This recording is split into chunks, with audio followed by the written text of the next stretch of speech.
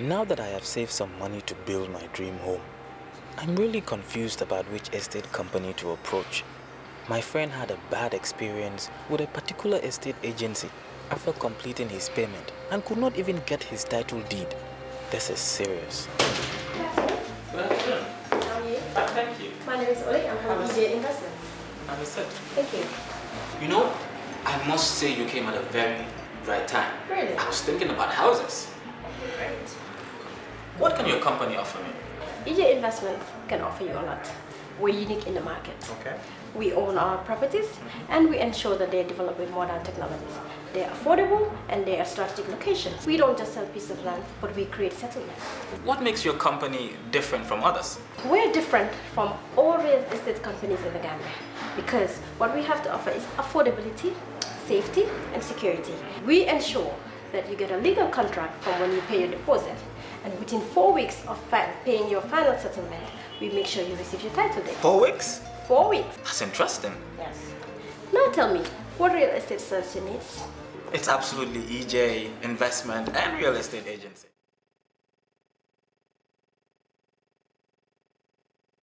What we will do, we will celebrate 4 women in science, technology, and innovation who are doing outstanding things in the Gambia and who many don't know. So we want to really put them on the spotlight where they will speak about the work they're doing and also their achievements.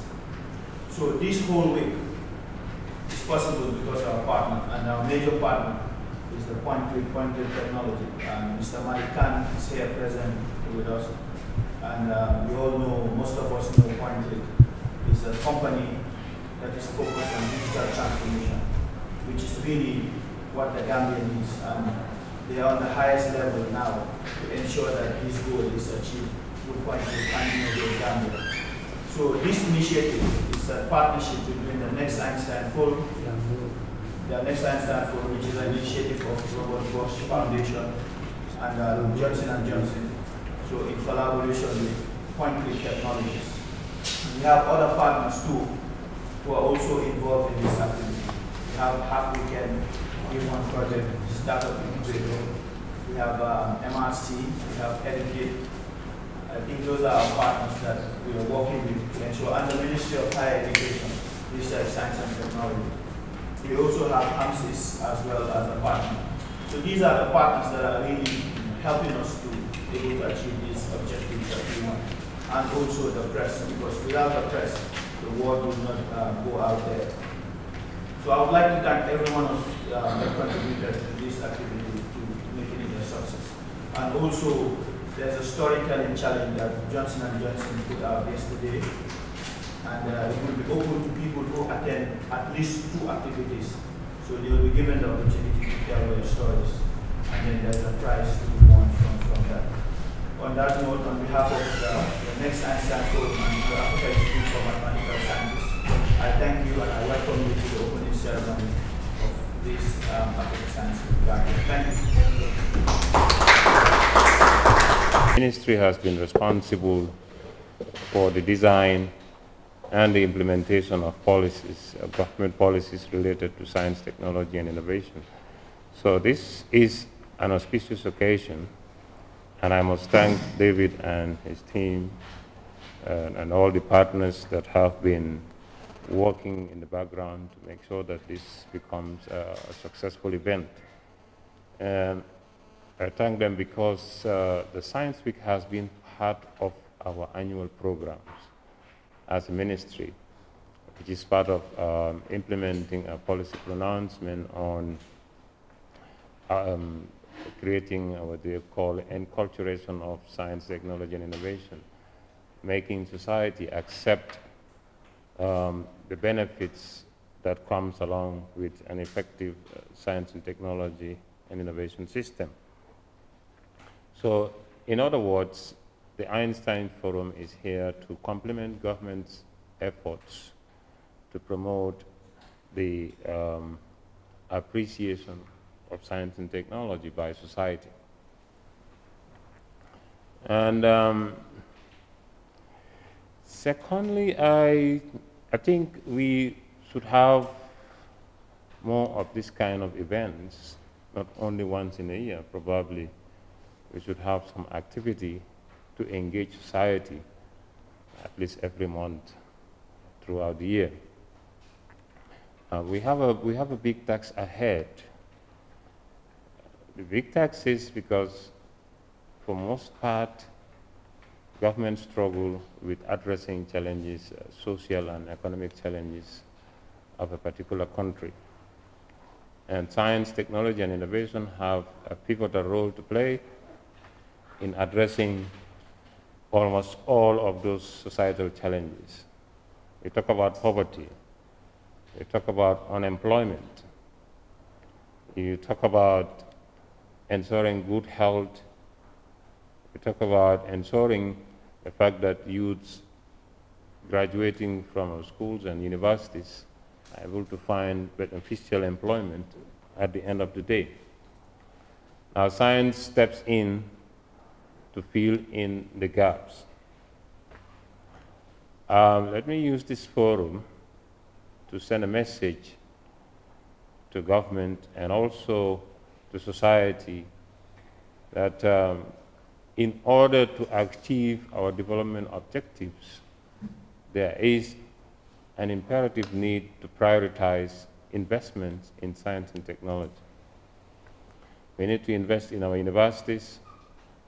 We need to invest in the private sector through continuous support programs that promote innovation and entrepreneurship, particularly in the industries. We recognize and appreciate the efforts being conducted by the proud partners of this program, Point Click. And then we just like to inform you that the borders of this country are open for all such initiatives. I would just like to throw some light to some of the efforts being conducted by the ministry to make sure that there is a conducive environment where investment in the sciences can take place. We have been working with partners since 2012 when we started the development of the National Science, Technology, and Innovation Policy with the World Bank and UNESCO, the policy which was ratified and approved by the Cabinet and the National Assembly in 2015, is now available on the ministry's website, mohas.gov.gm. This policy describes government's 10-year agenda to move the country into a more socio-economic growth nation. And currently we are working tirelessly to ensure an effective implementation of that policy. It's a 10-year period from 2015 to 2024. And the approval of the policy was immediately followed by launching of the UNESCO Global Observatory of Science Policy Instruments, the report of which can also be found online. This activity tries to identify gaps and weaknesses in the national innovation system.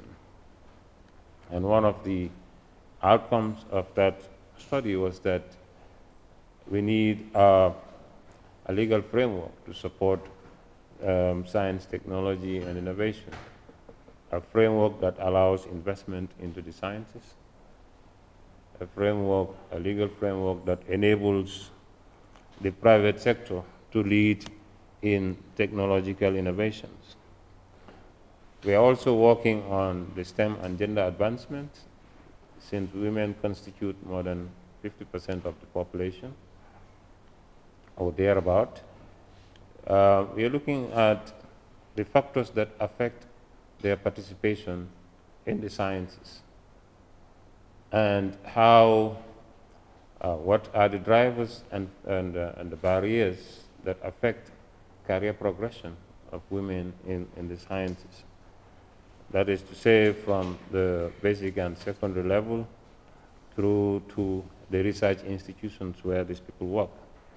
The ministry has also embarked on a project called the Africa Centers of Excellence, where it provides capacity building for faculty, university faculty, and also staff from the tertiary and tertiary institutions like the GTTI. They provide master's and PhD training for the faculty from these institutions to the best African universities. And this has been going on for some years now. Another initiative was to stimulate innovations in the high-tech industry. We have negotiated with the MIT, and we are working on the funding modalities for the launching of the MIT Global Startup Labs in the Gambia. Hopefully this is something that will kick off early 2019. We want to be able to have, like it says, we want to be able to digitize a lot of activities happening in the country. We are also inviting the private sector to be part of these initiatives. Of course, robotics is a very important priority area for us. As we envisage a gradual transition of government or of the country into high-tech areas. So to begin with, we try to inspire the next generation by introducing robotics. Last year, there was a team that represented the Gambia at the first global robotics competition in Washington, and they did very well. We're also looking for funding to provide technology upgrading programs for small enterprises so as to enable them to increase their productivity and contribute more effectively to employment creation and innovation. Basically, these are some of the activities that we are doing, but we feel that society should take ownership. This is for the Gambia, and it is for the people of this country. So I would further encourage investors all over the world to see the Gambia as a haven for investments, and to assure you that the minister and the ministries, those are always open to collaborate and to provide support wherever it is necessary. So we wish you well, David and team, on this Einstein Forum, which is a whole week-long activities. So we wish you well in all your endeavors, and we hope to continue to work on these and similar events in the near future. Thank you very much. PointClick is a digital and cloud transformation company. We were started in 2007 out of Raleigh, North Carolina in the United States. I am a Gambian, originally here, born and raised. But when I was 14 years old, I went back to the US. I was in the US for 27 years. So I came back to the Gambia 3 weeks ago. It was my first time being back. But prior to that, we started an organization called Innovate Gambia, which we did an event last year in November at Cocoa Ocean.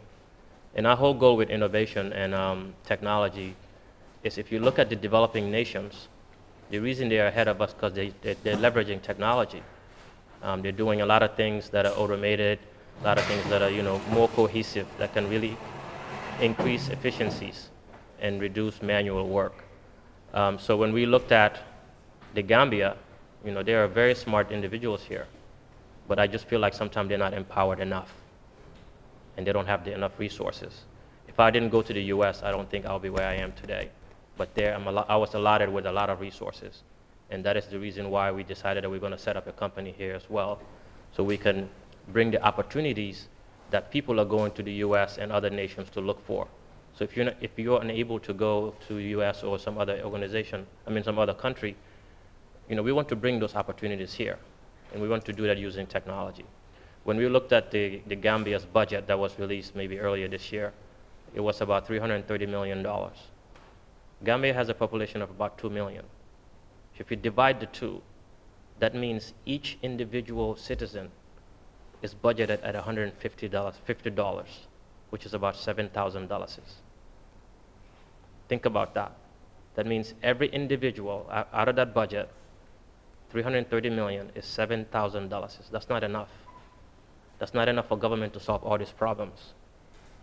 So we, as individuals that are successful and as organizations that are successful, we have to take it upon ourselves to really help give the government a helping hand. And that is why we're sponsoring a lot of these events, such as the Africa Science Week, where we're putting our own money into the program to help bring you guys together. You know, that way we can all solve the problems together. This is not, you can't just sit on Facebook and complain about government. We have to collectively understand what our issues are, and then we'll solve them through technology, through hackathons, through all these programs that we're trying to do.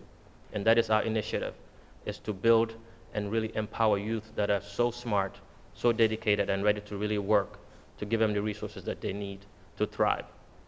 And that's what Point Click and Innovate Gambia is all about. But Innovate Gambia is more of where we're trying to recruit other companies that are doing well to also invest in the youth. Because if we don't invest in ourselves, who's going to invest in us? We cannot always depend on the World Bank to come rescue us. We cannot depend on the Africa Development Bank. Because the thing is, if you want to attract investment, like he said, for other organizations to come, if they come here and see that we are investing in our own selves, that will motivate them more to invest in us. So it's called you having skin in the game. You want me to give you something? I'll show you how. I'm already there halfway. I just need a bit of a helping hand. But we should stop always requesting for support, but then we just want to sit back and not invest in it. That's just not, we're not going to do well. And because we look at those, even if it's a loan or a grant, when you have something for free, you don't value it so much. But if you've invested your own time, effort, and money into it, you'll make sure that it's successful. And that is exactly what we are doing. A lot of the things we're doing, we're spending a lot of time and energy and money into it. So there's no way that we're going to sit back and say, you know what, this is going to fail, because it's not. Because we have to make it work. And as individuals, these are the things that we're trying to promote.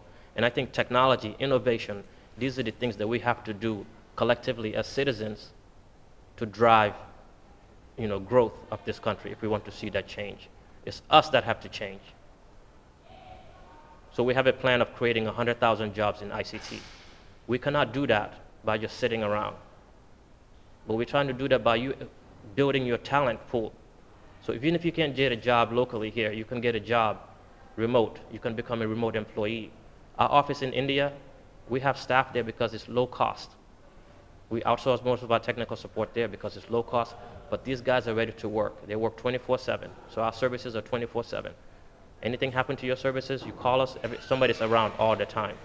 But we can build a technology hub like that, where we can have Gambian youth also outsource their talent to companies like, to countries like US, UK, Sweden, whichever. So this is how we plan to drive those 100,000 jobs through events like these. It's a lot of education. We're also building the first innovation hub in Gambia, which we in renovation right now to build that out. It'll be in Fajara. You'll hear more about it. But these are all investments that we are making to give you an environment where you can come and be innovative. You can come collaborate with your other peers. You can come share your ideas. We have to work as a team. We cannot keep dragging ourselves down. Just because your neighbor's doing better than you doesn't mean you have to hate them. If anything, you go and ask them, hey, I see you doing so well. What's working for you? Don't be afraid. We have to put our egos aside. Those days are over. It's 2018, but we're behaving as if it's 2002 or 2001. And these are the reasons why for us, we are so motivated to just promote and push, promote and push, promote and push. And eventually it'll get to the heads of everybody. But we need support from everybody to do that. And that is the reason why, the likes of David Jang, the Ministry of Education, working with all of them. We want to build computer labs in all the schools. And even if the government doesn't do it, we bring our own funds to build the labs. Because what you can do is build a case study out of it. If you can say these 2 schools that had their lab for a whole year, look at how much transformation we've done. You have data to share with them. So that means even if we have to put our own money in and build these labs, put the computers in, bring the programs, put internet and all that stuff for the students to have it, we're going to do that. I don't want us depending on government to do everything for us. If we do that, my friends, for $7,000 is per head, as you see in the budget, it's going to take a long time, a very long time. And we're not going to do that. And let's stop talking about Yahya Jammeh's past 22 years.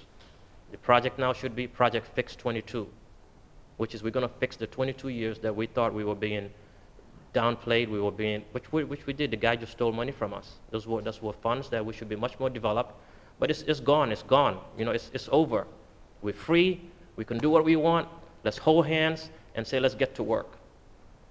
That's what we're trying to drive. And for me, collectively, my career is in IT. And I truly believe that innovation, transformation, science, technology, STEM, all these things are the way forward. So as you guys do all these things and talk to other tech companies, challenge them. What are you bringing to the table other than just doing service and charging people? Every company that's successful in the Gambia should have a social component where they're giving back. And for us, that is our #1 priority, is to give back. But then we're still a business. We have to be profitable to sustain that. And we also provide our services and be good at what we do. So that's what Point Click is all about. You've probably seen ads on Facebook pushing events that we're doing. When we did the GCCI trade fair where we did a tournament, a video game tournament. It was fun. You should have seen how many people were there. Because they love to play video games, but we twisted it to where you have to learn about technology. And you can learn about the different careers you can adapt in technology. You know, one of the careers was a cloud architect. A cloud architect in the US makes $142,000 a year. If we can outsource that, if you can build that type of talent, that type of expertise and skill sets, and you can get a job remotely, and let's say you make $60,000 a year, or even $50,000, or even $30,000 a year, that's a far cry from what they offer you here with the ICT. And that will help us create a middle class, which we don't have today. You either have money or you don't. So that makes it difficult for us to transform. So we need to start working on building jobs, better paying jobs, and then we can all contribute to the growth of the economy. So that that budget, that $330 million budget, can go up to $1 billion budget. So everybody else can get a bigger share. Thank you for your time, and I hope this is a successful event. David? Thank you. Thanks for everything. Thank you. You're doing a good job. These guys like David, support them all the time. Even if you don't have, no, I'm not going to say nothing about that. The media, if you can get there, get there. If you can get there to cover some of these events that are happening, you have to find a way to get there. Even if they don't have the money to give you that transportation fee, find a way. Even if it comes out of your own pocket, because this is how you contribute back to the nation. Okay? Thank you. Thank you. Senior ICT officer from the Ministry of Information and Communication Infrastructure. I'm very glad to be here today to take part in this important event. My director, Mr. Amadou Nyang, is supposed to be here, but unfortunately he is in another engagement. He directed me to represent the ministry here. To start, the Ministry of Information and Communication Infrastructure, as you might all know, in terms of policy initiative, we have done a lot, and in terms of infrastructure rollout. When it comes to policy initiative, we were able to formulate the National Information and Communication Infrastructure Policy, which is the NICI policy, with these 4 strategic pillars, which is to enhance capacity of the poor using ICTs, and the other one is at least enhancing access and promotion of social services. Also, the policy also will endeavor or look into the issues of local level capacity building and the promotion of communication throughout the country. That is basically about the NICI policy. So on the NICI policy, we also have the NICI 2, which is called the NICI Action Plan, that was formulated in 2014. What the action plan will do is the promotion of ICTs in strategic sectors, where we'll have something like e-agriculture. We also planning to have e-tourism in the tourism sector, e-education, and the like. So on that thing, we were able to at least done something when it comes to the e-tourism. I can remember in 2016, the ministry was working with a consultant to work to at least have a tourism platform, a commerce, social commerce platform, whereby people can sell their product or at least buy from the internet, which could be delivered to their home. So that was basically what we have in the tourism part. And we also planning to do more in the agriculture and other sectors. And like for the infrastructure rollout, you might also be aware that when it comes to fiber connectivity, the government of the Gambia, through Gamtel, was able to lay out fiber optics, which is covering nearly 947 kilometers of fiber optics. And they are at least expanding that backbone of fiber to what they call the FTTX, which is the fiber to the X, or fiber to businesses, fiber to home in the long run. And if that is available, it will definitely fuel the usage of the internet to enhance our business and to enhance the way we do things. So in connection to that too, we also have what we call the government capacity at ACE. The ACE capacity fiber, which is sourcing from Europe. Like in this case, the government is owing at least 90% of that capacity, which we will be using at least to empower our program when it comes to the e-governance program. The Ministry of Information and Communication Infrastructure also initiated an e-government program, whereby we are right now having an e-government data center, which is not very big, a mini data center. And with that data center, we are hosting the government email system, whereby all government officials are using their official email to do official communications.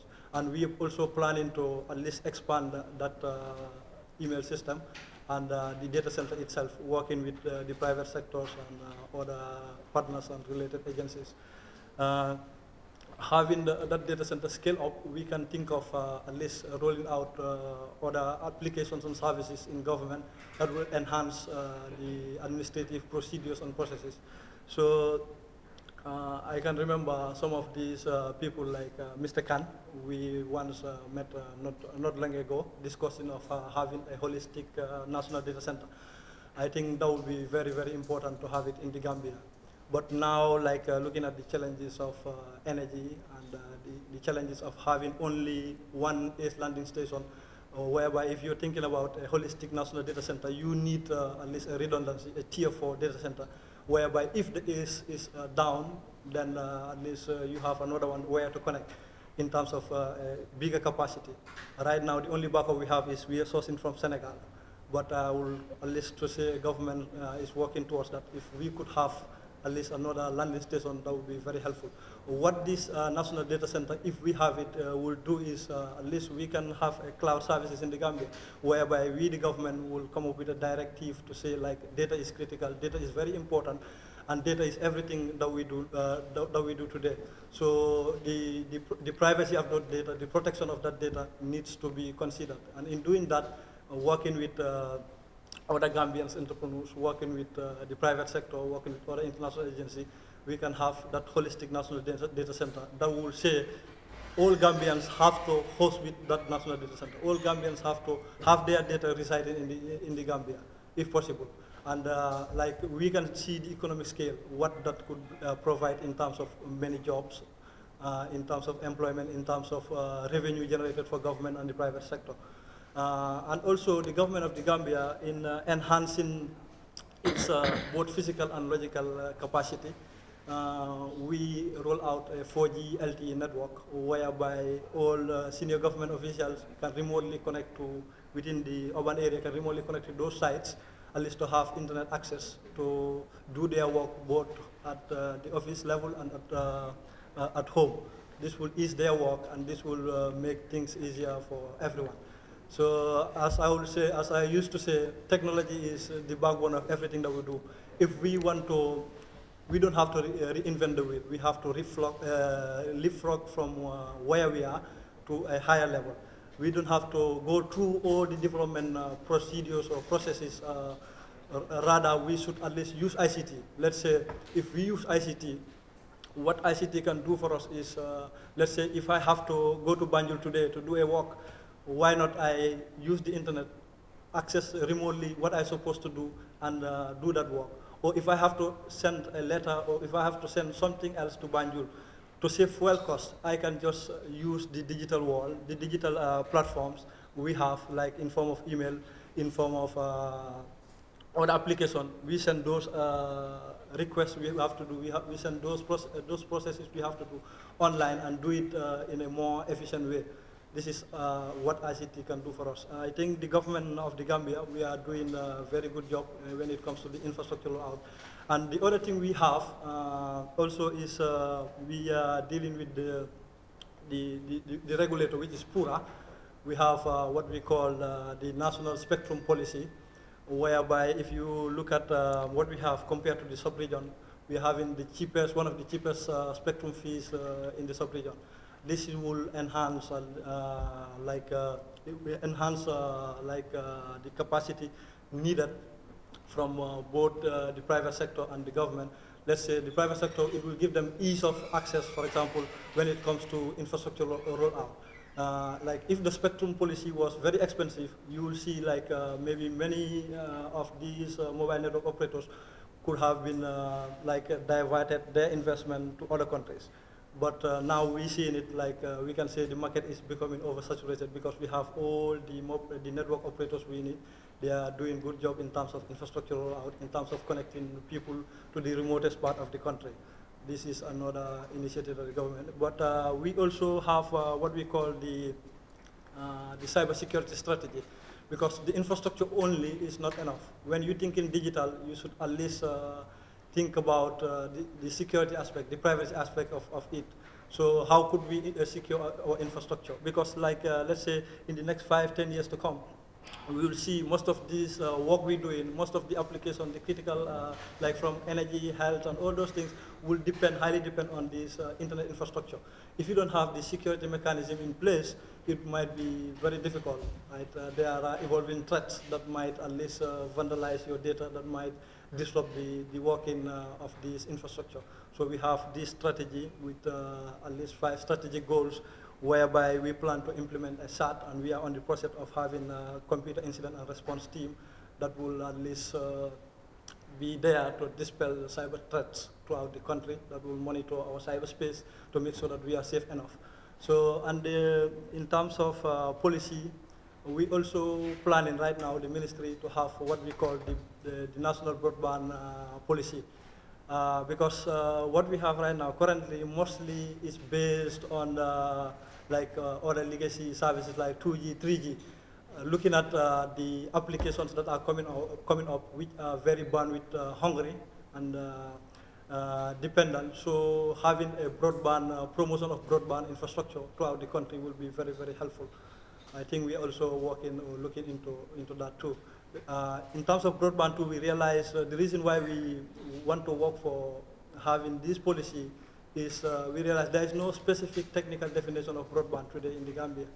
So some people might say few kilobytes per second, some people might say few megabytes per second. So at least this policy will look into those things, and will look into how government could come in terms of subsidizing, making the access or the availability of internet affordable, much more affordable to the average Gambian, so that everyone can access the internet to do what you're supposed to do better. Because it's not about mostly having the infrastructure there being underutilized, but at least even if you make it cheap or you make it free, what it will bring in terms of broad base, in terms of more infrastructure rollout, in terms of application, in terms of services, in terms of businesses, will be like the government will gain more. For example, if you have, today you have, with the current status quo, you have 10 applications rollout or 10 systems rollout, you have 10 businesses in place. But if you make it cheaper, make it free, in the long run, you will have, let's say, 100 businesses open in the Gambia. And these 100 businesses open in the Gambia, let's say we will see in terms of taxation, we'll broaden the tax base, and we will broaden like the employment that are accumulated. Many people will be employed, and many revenues will be generated for the greater economy. These are very important things too, and we are looking into that too. So I would say like the other thing is having the infrastructure, having the policy only is not enough. But we need entrepreneurs, we need incubations, we need developers who will at least see the Gambia not to be only consumers of technology or services, but at least rather to be producers, developers of this application and services that will ride on the existing infrastructure to make it the purpose, to serve the purpose of what it's supposed to serve. So in that case, we see Mr. Jang and his team and Mr. Khan, they are all working towards seeing that. We bring locally made products, locally made developers who in all sectors of the economy to be developing and then be using the internet, be using ICTs at least to make what they're supposed to do more effective. I think this is what I have to say on behalf of the minister, and I will highly encourage Mr. Jang and your team, Mr. Khan, and all investors within the Gambia and outside the Gambia to say the government is ready to work with you at any level. We are definitely very open at any time. You want something from us, we can give it to you. As if you go through the normal procedures, we are definitely ready to help you. Thank you. And the other thing, as we discussed the other time when I met with them, was the government of the Gambia too. We were planning to have what they call an ICT tech park, but due to the circumstances of change of government, and we are in a new day, so at least we are rethinking that ICT tech hub. So if we have that ICT tech hub, which could accommodate people from the private sector, people from the general public, and government officials to see what, in terms of research and development, we can do tangibly to have our own Gambian thing. That will definitely save costs for government, save costs for the private sector, and at least fuel innovation. And if there is no innovation or no research and development in any country, you cannot realize what they call accelerated growth or development. So this is what I have to say. Thank you so much. Thank you. Thank you.